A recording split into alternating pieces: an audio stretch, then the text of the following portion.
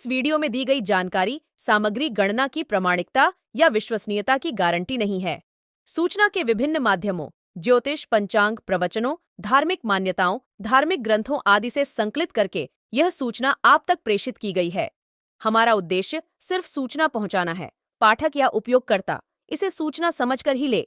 इसके अतिरिक्त इसके किसी भी तरह से उपयोग की जिम्मेदारी स्वयं उपयोगकर्ता या पाठक की ही होगी। नवरात्रि हिंदू धर्म का महत्वपूर्ण पर्व माना जाता है।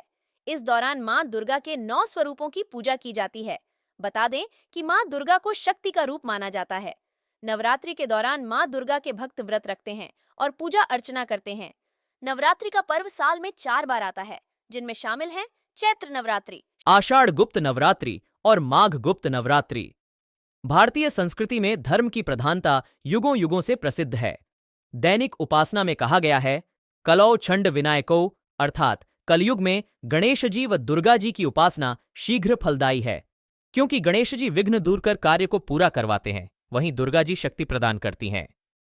और नवरात्रे में भी देवी की आराधना का एक स्मरण का सुख है महाराज। ज्योत का विधान है, नवरात्रे में देवी की ज्योत लगती है, अखंड ज्योति लगती है, जवारे बुआए जाते हैं, कलश लगता है। ज्योत का भी विधान है। जिसके यहां दिया अखंड जलाया जाता है, अगर वो दिए की लो, दिए की बाती अगर दक्षिण दिशा की होती है तो उसके घर में साल भर में एक घात जरूर होती है।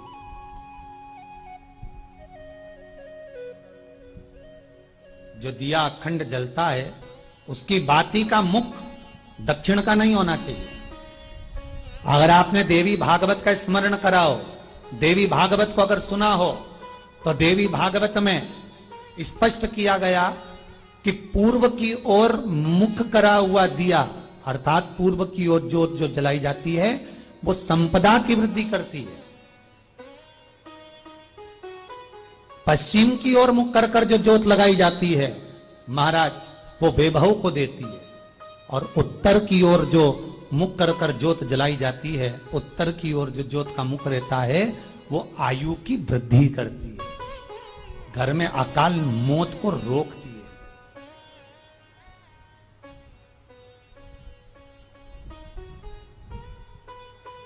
नवरात्रे का जो भाव तत्व है उसको भी अच्छे से समझ लेना। दक्षिण की ओर ज्योत ना लगाएं। अगर आपको लगाना है पूरब की लगाएं, पश्चिम की लगाएं या उत्तर की लगाएं। और जितने दिन महारानी जगदम्बा जगत धात्री दुर्गा भवानी, अब की बार माता जी घोड़े पर आई है। हर बार देवी बदल बदल के आती है, इस बार जो नवरात्रे आए वो घोड़े के आए। तो घोड़े पर जो देवी जी आती है वो समृद्धि को देने वाली आती है, लक्ष्मी की वृद्धि करने वाली आती है। जैसी घोड़े की रफ्तार होती है उस रफ्तार से लक्ष्मी घर में आती है। तो ये मत सोचना कि कोरोना महामारी ने हमको नीचे गिरा दिया या कोरोना महामारी ने रोक दिया, कमाई के स्रोत रोक दिए, धन रोक दिया।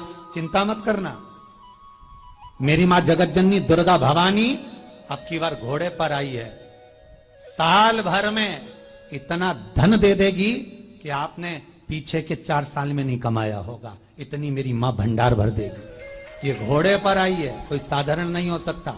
देवी भागवत में स्पष्ट किया गया, जब जगदम्बा मगर पर आती है उसका भाव अलग है, और जगदम्बा जब हाथी पर आती है उसका भाव अलग है, और जगदम्बा जब घोड़े पर आती है तो जगत को समृद्धिवान बना देती है, वैभव में कमी नहीं आती।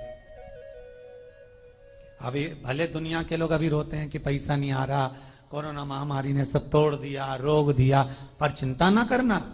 मेरी मां अगर घोड़े पर आई है तो उसका सुख आपको जरूर मिलेगा।